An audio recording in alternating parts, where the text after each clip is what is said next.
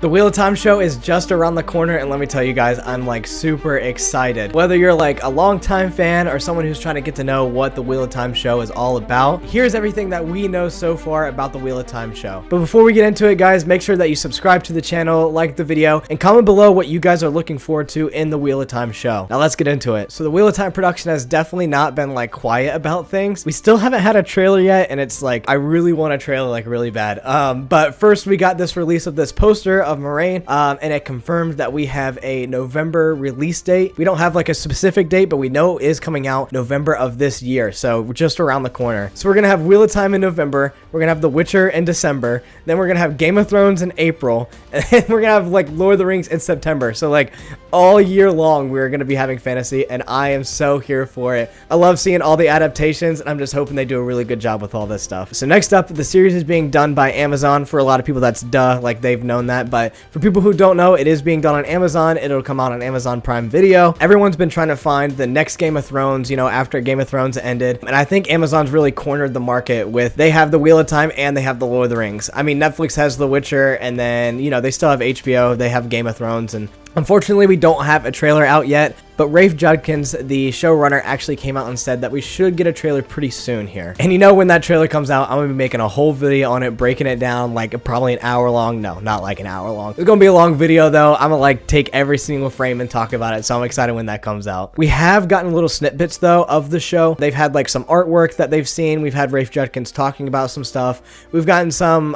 things of Moraine and Lan. We've also gotten the dagger, and we have like the Gleeman's guitar, even though it's not a guitar in the books, but not too much really outside of that. The show will be 8 episodes for this season, and they're probably going to cover New Spring, Eye of the World, and The Great Hunt. I actually am making a video right now that's breaking down what I think each episode is going to be, because they've already like released the titles, and I think from the titles we can kind of speculate what's going to happen. So I'm going to be releasing a video this week soon about that, and they've already greenlit it for season 2, and as we speak they're filming season 2 right now. So Amazon has a lot of faith in this show. They've put a lot of money into it. They've already started filming the second season. Let's get into the first 6 episodes names and kind of go over them a little bit. The first episode is going to be Leave Taking. The second one is Shadows Waiting. The third is A Place of Safety. The fourth is The Dragon Reborn. The fifth is Blood Calls Blood. And the sixth one is The Flame of Tar Valon. So those episode names kind of give away a little bit of what each episode is going to kind of be about. Like I said, I'm making an entire video about what I think each episode is actually going to contain, and my kind of breakdown of how I think the season will actually flow. So be on the lookout for that one. But yeah, they're going to be trying to fit 3 books into this season. It's going to be 8 episodes. We don't have the last 2 episode names, but you can kind of like speculate if it's going to cover the 3 books, like what the end of the season is kind of going to be about. And for fans of the book, you already know what happens at the end of The Great Hunt. And let me tell you, people who are just coming into the show,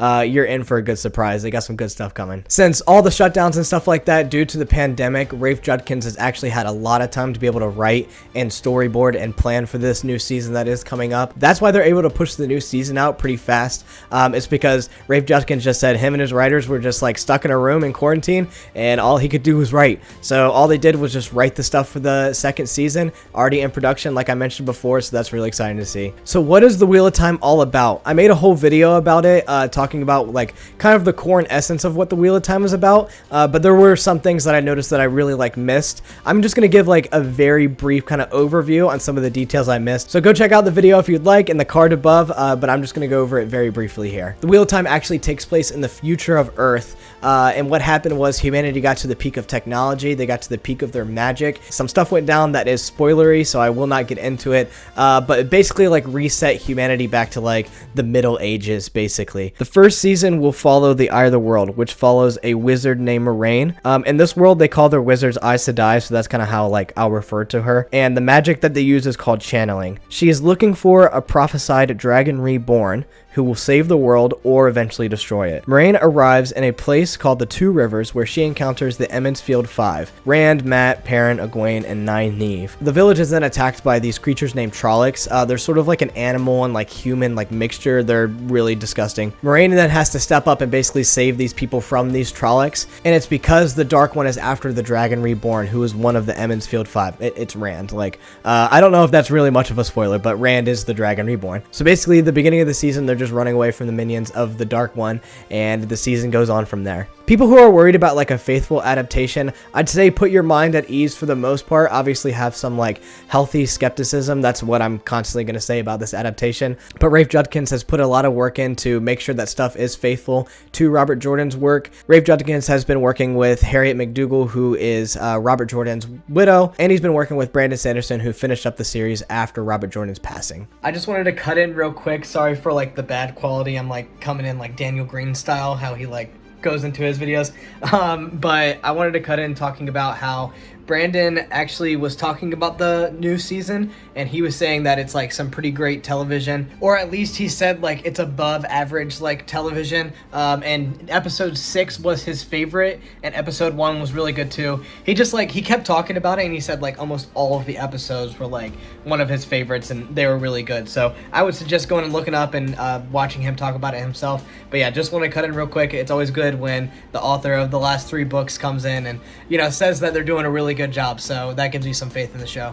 Also, one more thing to mention is that during that interview, Brandon also said it's great to view this as just another turning of the wheel, which I think is like a perfect way to put it. I think they should be still like pretty true to the source material, so it shouldn't be said to like be like it's another turn of the wheel. It'll be very different. It should stick pretty close to the like source material, but like think of it as like another turning the wheel. Brandon said it like perfectly. Rafe Judkins has also gone a little bit of an extra mile to make sure to watch extra little interviews that Robert Jordan has had to make sure all the pronunciations and stuff are all correct for the stuff in the world that Robert Jordan has. There's a list of people who have been cast for the show. Most notably is Rosamund Pike, who is going to be playing Moiraine. We also have some veterans of like Game of Thrones, and we have some new talent coming in as well. I've been talking about Rafe Judkins a lot, but who is he? He basically helped do Agents of S.H.I.E.L.D. and Hemlock's Grove, but he also seems pretty faithful into tapping into the Wheel of Time community. So I have faith in him that he's going to do a decent job, because he really does want to make this for the community. He wants to make this for the fans, and he wants to have a faithful adaptation. The VFX company that they're actually using as well did the VFX for Avengers Endgame and did the VFX for The Witcher show. So they have some really good VFX that are going into like the channeling and the powers and all the stuff that's going on in the world. In bonus news, we actually have a Wheel of Time trilogy film series in the works. I would definitely take this with a grain of salt. The series is supposed to take place in the Age of Legends. This is what I mentioned before, where like humanity got to the peak of its magic and got to the peak of its technology, and then like stuff basically went down. And that's what this trilogy of films would be about. I think it would be so cool if it actually happened. Amazon's not a part of it. That's why I'm very skeptical. But the people who own the rights say that it should be a complement to the series. So it could just be them taking advantage of kind of this hype that's going around the show right now to make this series. I would love to see the Age of Legends adapted, because there's a lot of stuff that really goes on there, but we don't really get a lot of details. So it would be cool to see like what they would do with that source material. Again, they just only have a writer for the film series, so I would take a lot of this news with a grain of salt. But that's about it for everything that we know about the show right now. Let me know what you guys are looking forward to in the comments below, and while you're down there, make sure you like and subscribe, guys, and I'll see you guys in the next one.